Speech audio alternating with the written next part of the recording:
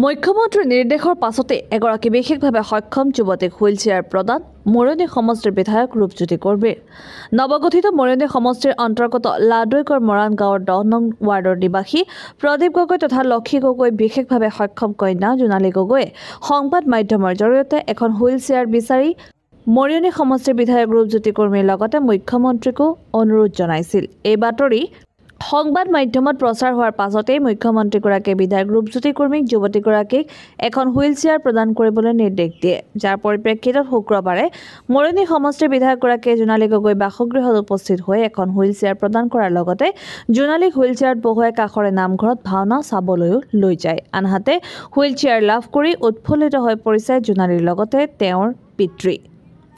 মৰিয়নিৰ পৰা সূৰ্য দাসৰ report any express. Jonali Gogoi Mariani সমষ্টিৰ লাডৈগড় মৰাণ গাঁৱৰ নিবাসী বহুদিনৰ পৰা কৈ আহিছিল যে হুইল চেয়াৰ লাগে আৰু বিভিন্ন সংস্থা বা ব্যক্তিয়ে সাংবাদিক বন্ধুসকলকো ইয়ালৈ আমন্ত্ৰণ কৰি আনিছিল। তেওঁৰ শুভাকাংক্ষী পৰিয়ালবৰ্গ সকলোৱে আৰু সাংবাদিক বন্ধুসকলেও বাতৰি পৰিৱেশন কৰিছিল। অসমৰ মাননীয় মুখ্যমন্ত্ৰী ডক্টৰ হিমন্ত বিশ্ব শৰ্মা ডাঙৰীয়াও এই বাতৰি ইতিমধ্যে তেওঁ পাইছিল, আমালৈ ফৰৱাৰ্ড কৰিছিল যে জোনালী গগৈ অতি শীঘ্ৰে গৈ হুইল চেয়াৰ দিব লাগে। অৰুণোদয় আঁচনি পাই আছে, চলিবলৈ সুবিধা হৈছে, ক্লাছ 8লৈকে পঢ়া। কিন্তু আমি যদি অন্য ভৱিষ্যতে কিবা আঁচনি পাওঁ বা চৰকাৰী ব্যৱস্থা চলিবলৈ পৰিয়ালটো দেউতাক মাক বহুত কষ্ট কৰি জোনালীক ডাঙৰ কৰিলে, তাইৰ বয়স 24-25 মান হ'ব। আজি হুইল চেয়াৰ দিব আহিলো আৰু হুইল চেয়াৰ দিব পাই আনন্দিত। জিলা পৰিষদৰ অধ্যক্ষ, পঞ্চায়তৰ প্ৰেচিডেণ্ট, এপি মেম্বাৰ সকলো আমি আহিছো আৰু খুব হাঁহিমুখীয়া জোনালীৰ ভৱিষ্যত উজ্জ্বল জীৱন আমি কামনা ৰাখিছো। মোৰ আজি খুব মনটো আনন্দ লাগিছে। ছাৰক মানে এবাৰ আমি লগ কৰিলোঁ আমাৰ এই লাডৈগড় মৰাণ গাঁও এই মিটিঙত আহিছিলে, তেতিয়া ছাৰক ফুলাকণি মই দেখুৱালোঁগৈ। তেতিয়া ছাৰে ক'লে মই এখন হুইল চেয়াৰ দিম বাৰু বোলে।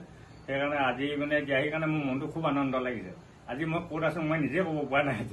আজি বহুত ভাল সুখী, মানে ছাৰে বহুত দিনৰ পৰা দিমি বুলি কৈ আছিলে।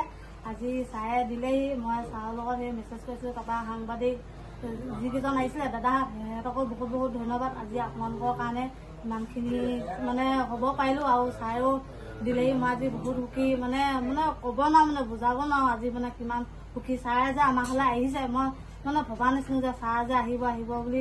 আজি দিছেহি যে মই আজি বহুত সুখী। মানে আজি ওচৰতে ভাওনা আছে, ভাওনা চাবলৈও যাবলৈ পাম।